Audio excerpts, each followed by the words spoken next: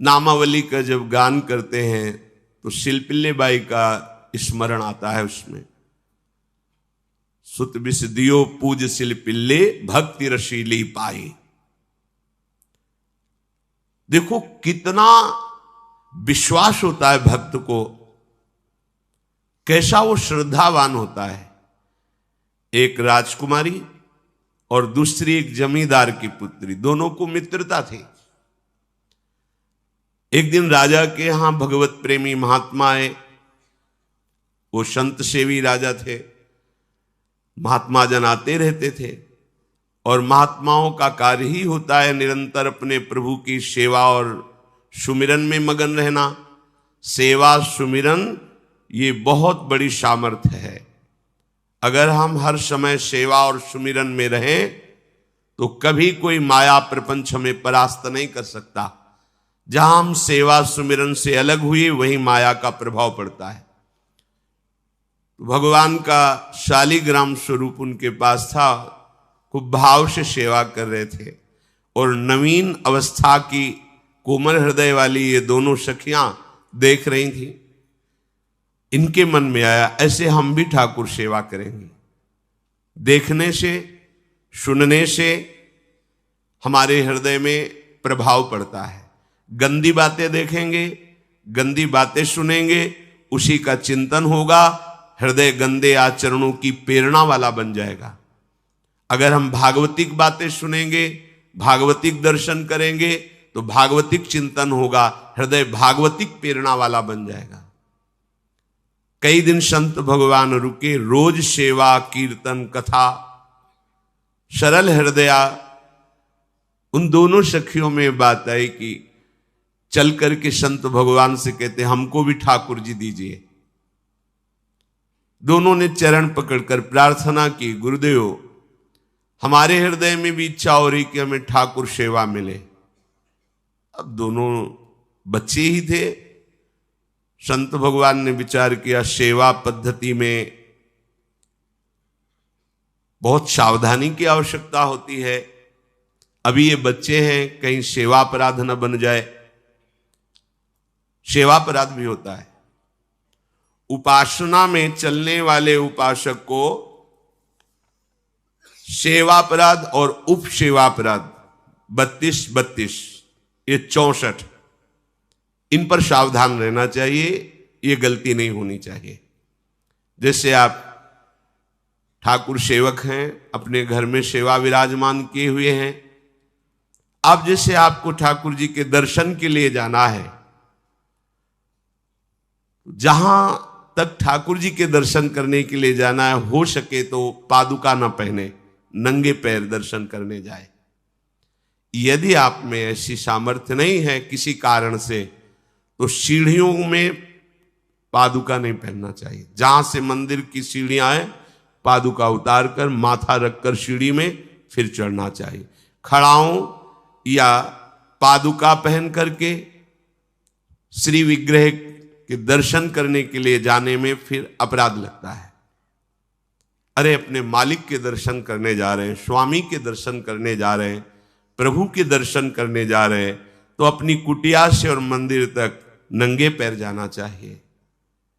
ये भावना रखनी चाहिए। भरत जी जा रहे हैं प्रभु के दर्शन करने के लिए, अयोध्या से पैदल ही चले थे, तो सुकुमार चरणारविंद तो बड़े बड़े फफोके छाले पड़ गए थे। वशिष्ठ जी ने देखा, सबने मिलकर भरत जी से कहा पालकी पे बैठ जाइए। तो उनका हाँ, मेरे प्रभु यहां नंगे पैर चले हैं और मैं पालकी पे बैठ जाऊं? उचित तो यह है कि अपने प्रभु के दर्शन के लिए मैं जा रहा हूं, तो जहां जहां प्रभु के चरण पड़े वहां मेरा शीश पड़े, अर्थात सिर भर जाऊं। उचित मोरा सप्ते सेवक धर्म कठोरा। यहां मैं सर के बल चल के जाऊं पर असमर्थ हूं। तो आप कह रहे हैं पैर में छाले पड़ गए, आप सवारी में बैठ जाइए। ऐसा नहीं हो सकता। तो अपने प्रभु के दर्शन करने के लिए जब जाए तो हो सके, सामर्थ्य हो तो पादुका न पहने, कोई खड़ाऊं चप्पल जूता आदि ना पहने। अगर पहने हैं तो बस सीढ़ी तक ही पहन कर जाए, ऊपर सीढ़ियों के नहीं। इतने सुकुमार मत बनो, ये आग में जलाया जाएगा शरीर, ये गाड़ दिया जाएगा शरीर, इससे ज्यादा प्यार ना करो। अब इतना दृढ़ विश्वास कि ये बच्चे हैं, सेवा भाव कैसे पूर्ण कर पाएंगे? तो उन संत भगवान ने दोनों बच्चियों से कहा, आप कल ठाकुर जी लाएंगे, हम आपको दे देंगे।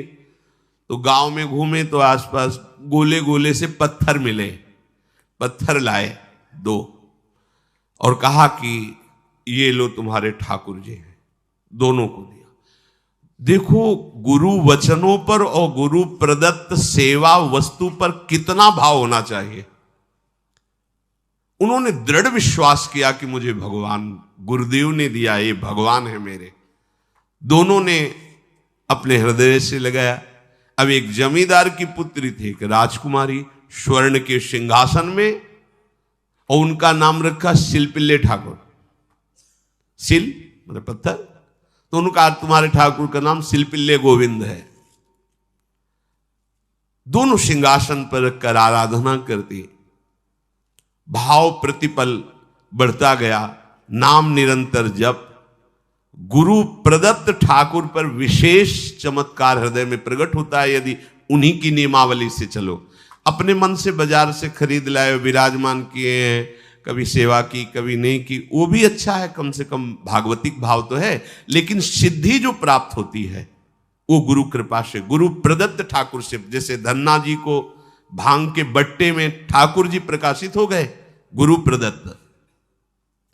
अब ये सखियां जब बड़ी हुई तो इनके ब्याह की बात हुई। तो जो राजकुमारी थी उनका राजकुमार से किसी से ब्याह तय हुआ, ब्याह हो गया।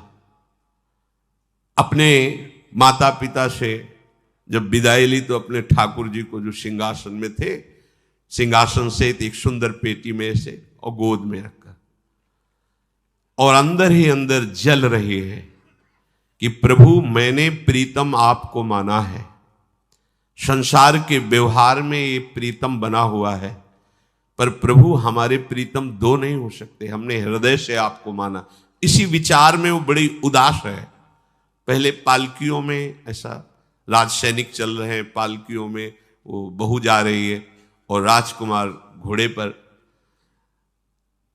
राजकुमार बार बार पालकी के समीप जाता, दर्शन करने की इच्छा होती है ना, तो उदास देखता, मन में बड़ी गिलानी हुई। उसने कहा, एक नदी थी, उसने कहा यहां हम थोड़ी देर विश्राम करना चाहते हैं, राजकुमारी की पालकी रखी जाए और सैनिक दूर खड़े हो। वो राजकुमार वैसे ही आज्ञा हुई। तो बात करना चाहते हैं पर वो ना देखती है और ना बात करती है। और इतना सुंदर रूप, क्योंकि ब्रह्मचारिणी और भगवत आराधना। अब उसके हृदय में जलन हुई कि ऐसा क्या है जो हमसे बात नहीं कर रही। बस बार बार ऐसे पिटारी खोल के ऐसे ठाकुर जी को देखती। नाम जप और सेवा के प्रभाव से वो सिल नहीं रह गया था, वहां उसको सांवरे श्याम सुंदर की झांकी मिलती थी। जब अपने शिल्पिल्ले ठाकुर जी को देखती तो ललित त्रिभंगी श्री लालजू महाराज श्याम सुंदर दिखाए, अत्यंत आसक्ति। गुरु प्रदत्त किसी भी शब्द में, किसी भी वस्तु में दिव्यता होती है, बस हमारी भावना होनी चाहिए। अरे बोले ये हम नहीं दे सकते, ये गुरु प्रदत्त है। नहीं, हम प्राण दे सकते हैं, लेकिन ये नहीं। जिसका गुरु वचन पर, गुरु प्रदत्त वस्तु पर, गुरु प्रदत्त ठाकुर पर दृढ़ निष्ठा हो गई, वही सिद्ध हो जाता है। अब उसने समझ लिया कि पिटारी में जो कुछ है यही हमारे और राजकुमारी के बीच में बाधा है। 2-4 दासियों को बुलाया और कहा इनको बातों में उलझाओ, पिटारी पीछे हमें दो। वो प्रवीण दासियां उनको विनोद भाषा में, हंसी मजाक में बात, लेकिन वो उदासीन। धीरे से गोद में पेटी थी, ले ली, हम लिए हुए हैं, आप बातचीत में सारा, और पेटी उनको दे दी। राजकुमार ने राजकुमारी से कहा यही पेटी तो हमारे आपके बीच में बात, फेंक दी नदी में। अब तो जो उसके हृदय में पीड़ा हुई, भारी व्याकुलता। अब राजकुमार सैनिकों के साथ तुरंत पालकी उठवाई, महल ले गया। पर वो आसक्त है, इतनी सुंदर राजकुमारी, क्योंकि भागवतिक तेज से संपन्न में आकर्षण होता है। राजकुमारी ने कहा, यदि हमारे ठाकुर नहीं तो मैं नहीं। आज से अन्न जल त्याग, प्राण त्याग दूंगी अगर हमारे ठाकुर जी हमारे समीप नहीं तो। आज से अब एक बूंद पा कैसे पिए? अपने ठाकुर को भोग लगा के पाला है और ठाकुर जी फेंक दिए गए। भारी व्याकुलता, जैसे मीरा जी कहते, दृश्य बिन दुख न लागे नैन, न रात में नींद है न दिन में अन्न जल है, व्याकुलता। अब भयभीत हो गया राजकुमार। पूरा महल इस विषाद से हो गया कि अगर नवीन राजकुमारी प्राण त्याग देती है तो क्या होगा लोक समाज में, कि अभी नवीन राजकुमारी गई, ये लोग ऐसे निर्दयी हैं कि ऐसा व्यवहार किया कि उसने प्राण त्याग दिया। राजकुमार घुटने में आ गया, घुटने टेक कर राजकुमारी से कहा, मैं तुम्हें दुखी नहीं करना चाहता पर मैं तुमको छोड़ भी नहीं सकता। अब हमें आप वो उपाय बताओ जिससे आप मुस्कुरा दो, आप प्रसन्न हो जाओ। तो उनका, हम अपने ठाकुर के बिना जीवित नहीं रह सकती। यदि आप हमें जीवित देखना चाहते तो हमारे ठाकुर जी ला के दो। ठाकुर जी को नदी में फेंक दिया था। पारिवारिक जनों के साथ राजकुमार उस नदी के तट पर गए और राजकुमारी से कहा, तुम्हें इतना प्रेम ठाकुर जी से, तो तुमसे ठाकुर जी कितना प्रेम करते हैं? अगर तुमसे ठाकुर जी प्रेम करते हैं तो मुझे प्रमाणित कर दो, तो मैं जीवन भर तुम्हारी आज्ञा में रहूंगा। अच्छा, तो तुम ये देखना चाहते हो कि ठाकुर जी हमसे कितना प्रेम करते हैं? हाथ फैलाया और आर्त भाव से पुकारा कि गोविंद, अब आपके बिना मैंने जीवित नहीं रहना। अंदर से जीव ही प्रार्थना की तो जल से सिंहासन सहित सिलपिल्ले भगवान, जैसे कोई वायु के प्रवाह में आ रहा हो, ऐसे आए और छाती से चिपक गए। पूरा परिवार, राजकुमार ये देख रहा था। हृदय से ठाकुर जी चिपक, जीवन भर के लिए दासत्व स्वीकार कर लिया और कहा, जैसी आप आज्ञा करोगे। जैसे मीरा जी, जब राणा जी से ब्याह हुआ तो प्रथम मिलन की रात में मीरा जी ने कहा, सावधान,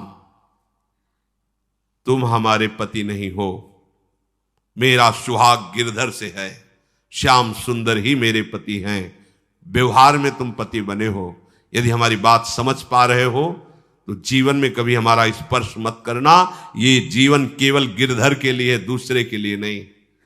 उतर गए शैया से और जैसे सेवक होता है, बोले, अहो भाग्य, मुझे ये सौभाग्य मिला कि इतनी महाभागवती की सेवा करने का। एकांत में मैं सदैव तुम्हारे शिष्य की तरह बर्ताव करूंगा, पर समाज में तुम्हें बहू की तरह बर्ताव करना होगा, नहीं तो लोग जीने नहीं देंगे। समाज में पत्नी की तरह और एकांत में गुरु शिष्य के। तुम हमारी गुरु होगी और हम ऐसा ही बर्ताव राणा ने जी, ऐसा ही उस राजकुमार ने दिया। हमारी भागवतिक निष्ठा ऐसी होनी चाहिए कि जो गुरु जी ने मंत्र दिया है, जो गुरु जी ने उपासना दी है, उसमें दृढ़ विश्वास होना चाहिए। हमारे अंदर किंचन मात्र फिसलाव नहीं होना चाहिए। और आगे जो महामहिम सूत्र है, जब तक हमारा मन प्रभु में समर्पित ना हो जाए तब तक पाप होने की संभावना होती है। बड़े बड़ों से चूक हो जाती है। इसमें यह नहीं कहा जा सकता कि हम इतने वर्ष से साधन में लगे, हमसे चूक नहीं होगी, ये तो भूल जाना। बड़े बड़ों से चूक करवा देना माया का कार्य होता है, पर जिनका मन प्रभु को समर्पित हो गया है उनसे चूक नहीं हो सकती। इसलिए जो अगला सूत्र वर्णन किया कि जितने भी पापाचरण होते हैं वो सब मेरे से होते हैं, ऐसा उपासक दृढ़ निश्चय करे। ऐसा नहीं कि पापाचरण भगवान से, भगवान करा रहे हैं। जिन लोगों का एक प्रश्न होता है कि जब सब कुछ भगवान करा रहे हैं, भगवान की इच्छा के बिना पत्ता भी नहीं हिलता, तो जो हम पापाचरण, गलत आचरण, वो भी तो भगवान ही करा रहे हैं। इस विषय को समझना है। आज के समाज का जो मानसिक स्तर है, जब हम त्याग की बात करते हैं कि गंदे आचरण नहीं करने चाहिए, तो जो समझाया जाता है, जो समझ है आज की आधुनिक, वो ये समझ है कुछ ऐसे जनों ने ये निर्धारित भी किया है कि बहुत भोग कर लेने पर फिर समाधि की प्राप्ति होती है। अगर ऐसा होता तो लाखों लोग समाधि को प्राप्त होते, लाखों लोग बिना साधना के। क्यों? बचपन से लेकर के पूरे जीवन तक भोग ही भोग रहे, सब समाधि में पहुंच जाते। प्रायः सबके दिमाग में बात बैठी है कि अगर हम भोग ले तो हम मन को समझा सकते हैं, लेकिन आप बात अनुभव की समझ लीजिए कि आप भोगने के लिए जो ही गए तो मन के गुलाम बन करके गया, वो कभी तुम्हें मुक्त होने का अवसर नहीं देगा। और आज तक किसी ने भी ऐसा नहीं कहा भोग भोगने के बाद कि आज के बाद मैं प्रण करता हूं, मैंने जान लिया कि इसमें सुख नहीं है, आज के बाद कभी भोग नहीं भोगूंगा। कभी किसी ने नहीं कहा। सबको इस दलदल में गिरने के बाद सदगुरु या भगवान ने ही निकाला है, स्वयं आज तक कोई निकल नहीं पाया, कोई नहीं निकल पाया। ये ऐसा दलदल है। पर लोगों की भ्रांति रहती है कि ये जो मेरा मन जिन भोगों के लिए लालायित हो रहा है, उन भोगों को खूब भोगूं, फिर बाद में अनुभव जब हो जाएगा तब हम इनका त्याग करके फिर भजन मार्ग में चलेंगे। जो भजन मार्ग में चलते हैं उनके मन में भी लगा रहता है कि अगर एक बार भोग लूं तो मन को समझा तो सकता हूं। यह है आधुनिक सोच, यह है हमारे मानसिक सोच का स्तर। सब लोग देख लीजिए। अब भागवतिक सोच और शास्त्र सिद्धांत का जो मत है वो ये है, ये डंके की चोट से गाया गया है और इसी मार्ग में चल करके समाधि को प्राप्त हुए महापुरुष। एक भी कोई ऐसा समाधिस्थ महापुरुष बता दिया जाए विश्व में जिसने भोगों के भोगने के बाद समाधि को प्राप्त हुआ हो। जैसे हम भोजन कर लेते हैं तो लगता है अब कुछ नहीं, लेकिन 6 घंटे व्यतीत होते होते पर्चा बन जाएगा कि ये चीज फिर चाहिए खाने को। ऐसे ही कोई भोग भोगने के बाद कुछ क्षण के लिए उससे विरति हो जाती है, ठीक है, लेकिन फिर कुछ मिनट होने के बाद फिर नई स्फुरना, नया संकल्प, नई क्रिया, नई भोग वासना सब हृदय में देख लो। इसके लिए किसी और से सलाह लेने की जरूरत नहीं। इसलिए ये जो संतों का मत है, शास्त्र का मत है कि भोगों के भोगने से भोग वासना दृढ़ होती है, कामना बढ़ती है, ना कि शांति मिलती है। लेकिन आधुनिकता में भोगों को भोगने से शांति मिलती है, ऐसी धारणा बनी हुई है और ये गलत है। और ये इतनी गलत हो जाती है कि हम हत्या करने लगते हैं, हिंसा करने लगते हैं, पूज्य जनों के साथ दुर्व्यवहार करने लगते हैं। आज तक भोगों में इति नहीं हुई। देवयानी जी भगवान शुक्राचार्य जी की पुत्री हैं। वो इतनी सुंदर हैं कि कोई अप्सरा भी उनसे होड़ नहीं कर सकती, क्योंकि भगवान शुक्राचार्य की पुत्री जितेंद्री, पवित्र, भगवद आराधन संपन्न। बड़ा प्रसंग है, उसको ना लेते हुए हम सारांश में बता रहे। वृषपर्वा की पुत्री शर्मिष्ठा, ये असुर राजकुमारी है, दैत्यराज वृषपर्वा, उनकी पुत्री शर्मिष्ठा, और दैत्य गुरु भगवान शुक्राचार्य उनकी पुत्री देवयानी बड़े समाज के साथ जंगल में गई हुई थी। एक बड़ा दिव्य सरोवर था, तुलसी में सब राजकुमारियां स्नान कर रही थी। अचानक वहां से कोई महात्मा निकले तो जल्दी में सबने वस्त्र धारण किए, तो शर्मिष्ठा के वस्त्र देवयानी ने और देवयानी के वस्त्र शर्मिष्ठा। वो महात्मा निकल गए, वहां कोई उनको टिकना तो था नहीं। देवयानी ने देखा कि मेरे पवित्र वस्त्र, देवयानी ने वस्त्र धारण नहीं किया शर्मिष्ठा के। जो महात्मा चले तो देखा कि हमारे वस्त्र ये राजपुत्री शर्मिष्ठा धारण किए। तो उनका तुझे पता है मेरे वस्त्रों को स्पर्श करने का भी तेरे को अधिकार नहीं, तूने धारण कैसे कर लिया? तो उनका ज्यादा मत बोल, इतना गुमान करके मत बोल।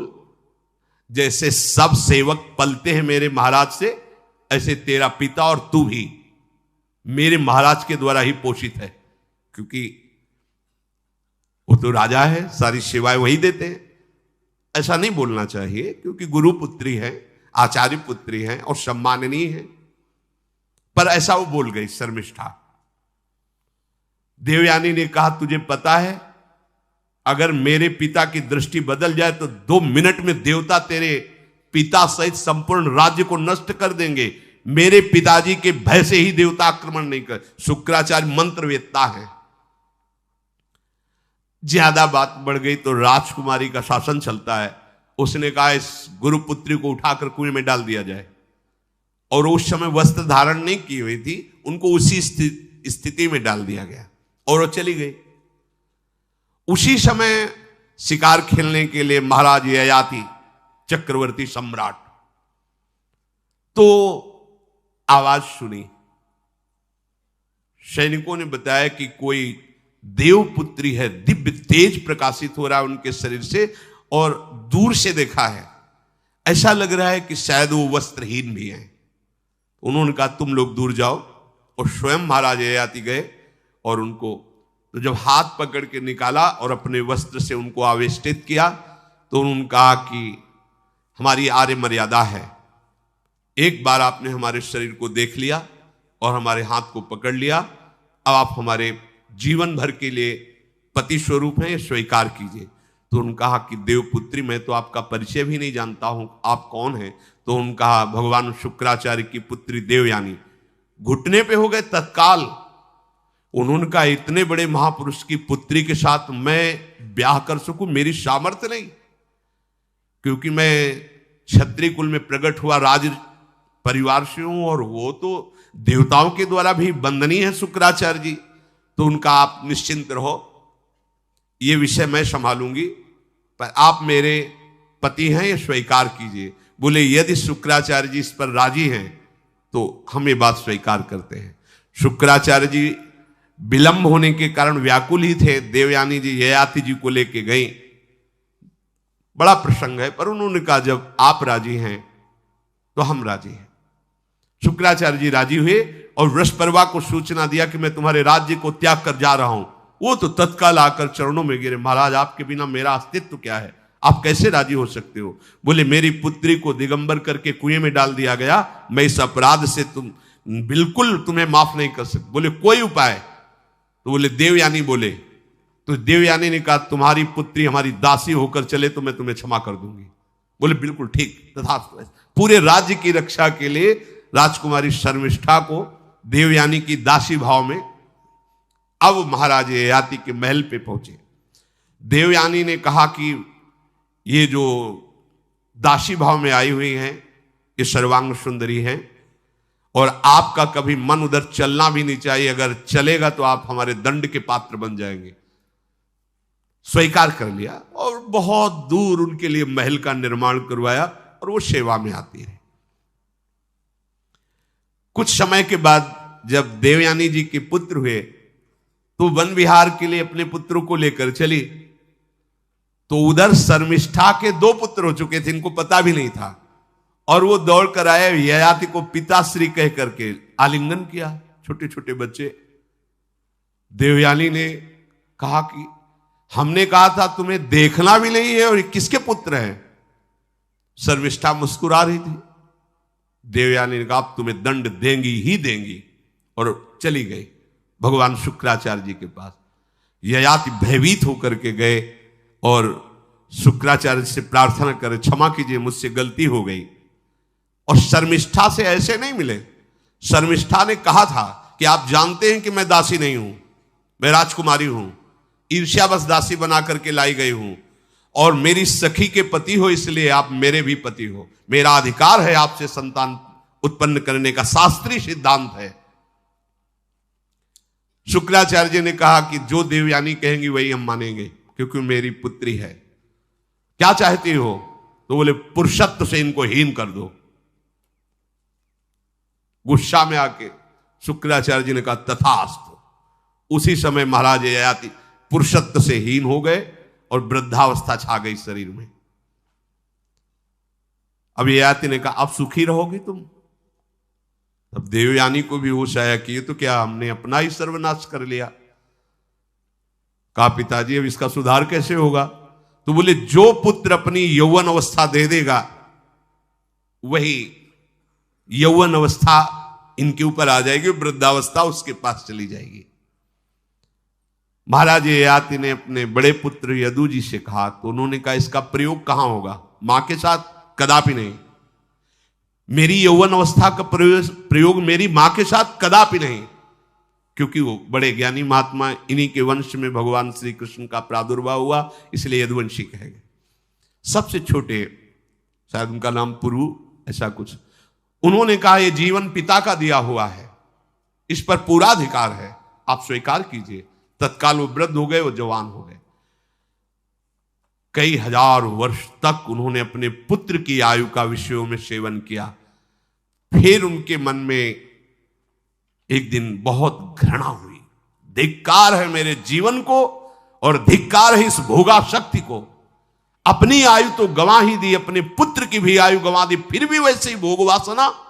तो उन्होंने सबको शिक्षा देने के लिए बात कही, यत् पृथिव्यां व्रीहि यवं हिरण्यं पशवः स्त्रियः न दुह्यन्ति मनः प्रीतिं पुंसः कामः तस्यते न जातु कामः कामानाम् उपभोगेन साम्यति हविषा कृष्णवर्तमेव भूय एवाभिवर्धते यदा न कुरुते भावं सर्वभूतेष्वमङ्गलं समदृष्टेस्तदा पुंसः सर्वा सुखमया दिशा या दुस्त्यजा दुर्मति भीर्जीर्यतो या न जीर्यते ताम तृष्णा दुःख निवहाम शर्म कामो द्रुतम त्यजेत।